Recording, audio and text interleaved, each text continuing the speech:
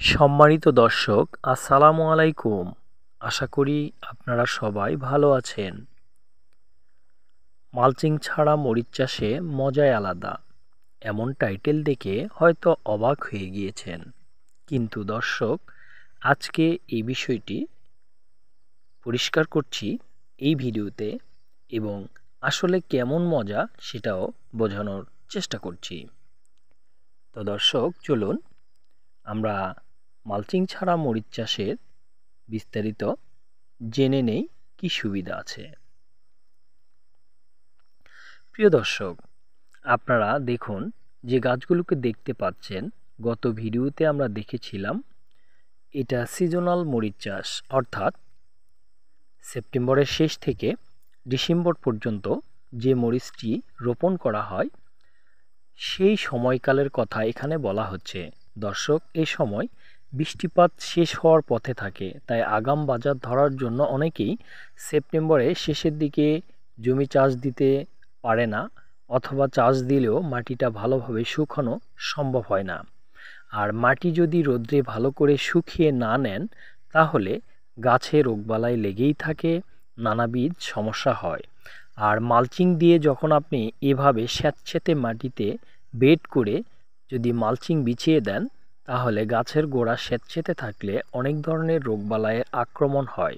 Bacteria জনিত রোগ, ছত্রাকজনিত রোগ, এছাড়া কুকরি লাগার সমস্যাও এখান থেকে আসতে পারে। তাই দর্শক দেখুন, আমরা গাছগুলোকে স্যাঁতসেঁতে অবস্থাতেই আগাম করার জন্য বেড করে রোপণ করেছিলাম, আলুর মতো বেড করে।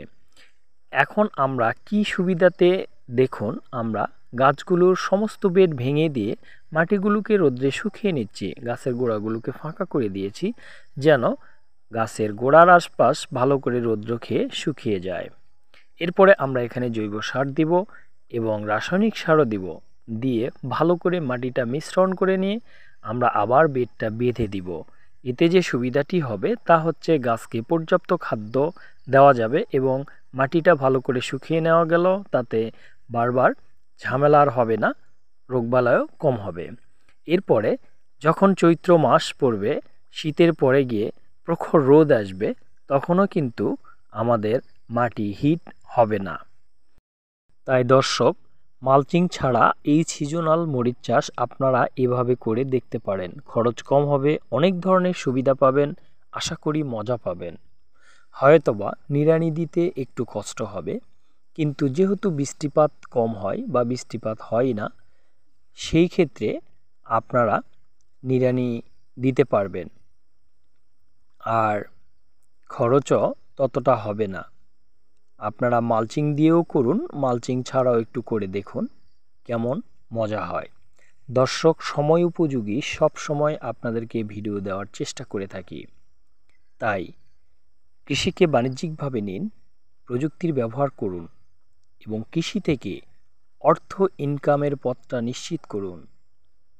আমরা যেন সঠিকভাবে চাষাবাদ করতে পারি, সে বিষয়টি লক্ষ্য রেখে চাষাবাদ খরচ কমানো উচিত, তাতে প্রফিট বেশি থাকবে। প্রিয় দর্শক, ভিডিওটি ভালো লাগলে লাইক দিবেন, কমেন্টস করে জানাবেন। সবাই ভালো থাকুন। আজ এ পর্যন্ত, আল্লাহ হাফেজ।